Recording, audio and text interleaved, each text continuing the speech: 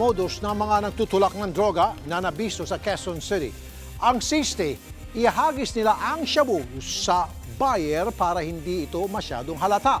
Umaksyon si Marlene Alcaide.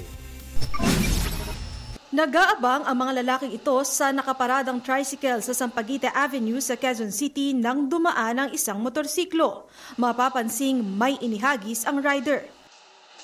Agad itong dinampot ng isa sa mga nakaabang sa kanila pinaandar ang tricycle paalis. Sabi ng mga pulis, droga ang inihagis ng rider.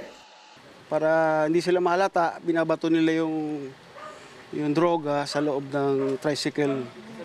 Dahil sa natanggap na video, nagsagawa ng surveillance at buy-bust operation ang mga pulis.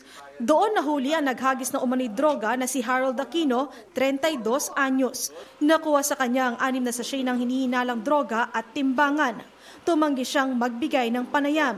Pero ang kinakasama niyang si Franelyn Mangadap na naaresto rin, umaming sabay silang gumagamit ng droga ni Aquino. Hindi naman niya tinatrabaho yan. Alam ko hindi po niya trabaho yan. Alam ko recreation lang yan. Ano ulit? Recreation niya. Oo, para lang pakita ko sa kanya na hindi ka naman mapaawat. Sige, tayong dalawa na lang, sabi kong ganyan. Pero sa impormasyong nakuha ng mga pulis, mga tricycle driver ang kadalasang napagbebentahan ni Aquino. Sentro ngayon ng investigasyon ang pagtukoy sa source at pinagbabagsakan ng droga. Umaaksyon, Marlene Alcaide, News 5.